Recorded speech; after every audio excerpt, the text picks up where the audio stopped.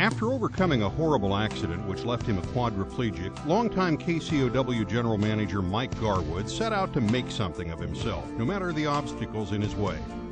Mike Garwood was born August 18, 1949, in Alliance, a town surrounded by the sandhills of western Nebraska. His parents, Gretchen and Max Garwood.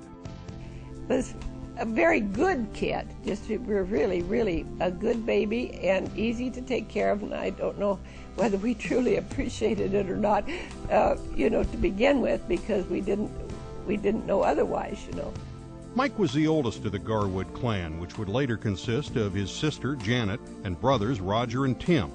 He grew up in Alliance and attended and graduated from Alliance High School in 1967.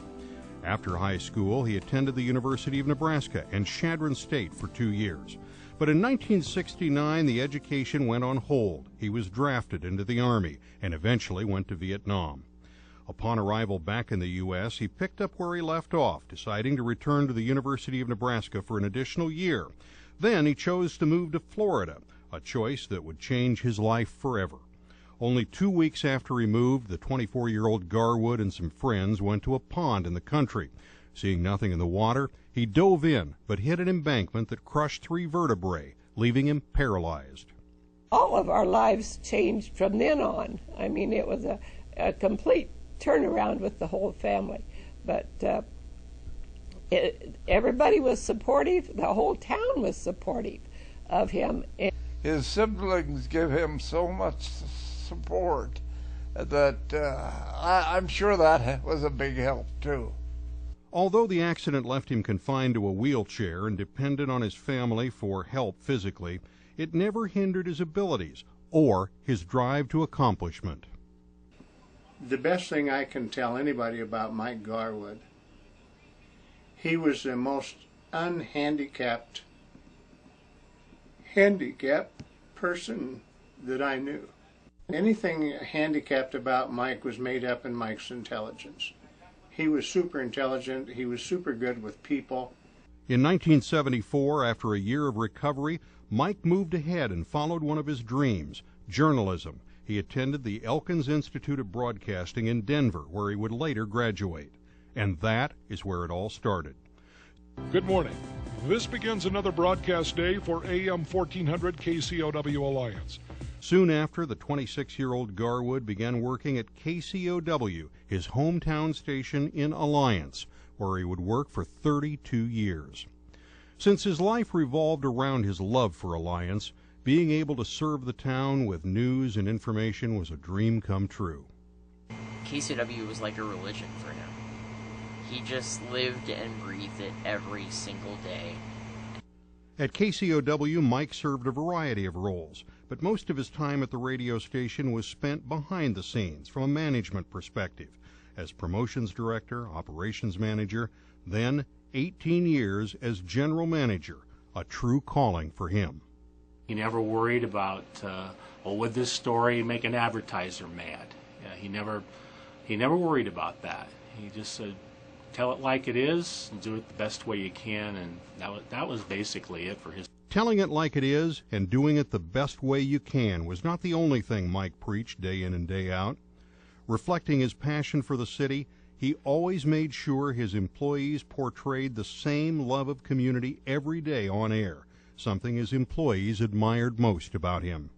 He taught me that you really need to be community-oriented. You really need to be sincere in what you do and to have a real good commitment to what you're doing. I think what really attracted me to him, in a manner of speaking, was his love of Alliance and his insight of Alliance and his intense knowledge of the history of Alliance, both the people who have made this community a success and the political background. But working for KCOW was not enough community involvement for Mike Garwood.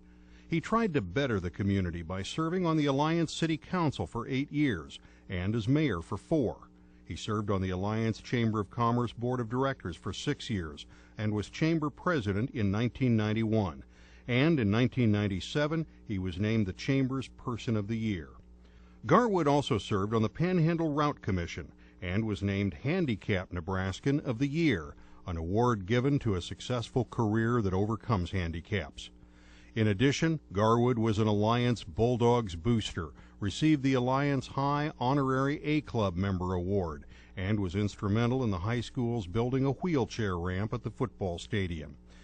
In addition, he was also a driving force in getting a wheelchair lift in Alliance City Hall. Although he served the community to the best of his abilities, beginning in 2005, it was time for his community to help him as his health began to take a turn for the worst. Mike's body began to fail and landed him in the hospital for a great deal of time until he passed away at the age of 58 on December 16, 2007. Even during his struggle for life, Mike defied all the doctor's odds and lived 34 years as a quadriplegic when the average life expectancy is 12 to 15 years. He never let on how bad things were.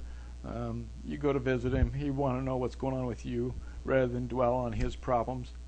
No matter how long he's gone, Mike will always be kept alive in the city of Alliance. His family and friends established his annual memorial golf tournament, donated $8,000 to $10,000 to improve the Alliance High School weight room, and established a scholarship for 2 student athletes who are the most inspirational members of their sports team. His legacy will also always continue with the KCOW family, who worked with him day in and day out. One of the things that's special about Mike is he really left a legacy of service, and he left a tremendous legacy of commitment. There's probably not too many days that go by that we would smirk or giggle or smile about something that maybe Mike had said or he had done. There are little remembrances of him really all over this office. Mike Garwood had a 32-year career that would have been admirable for a person with no handicaps.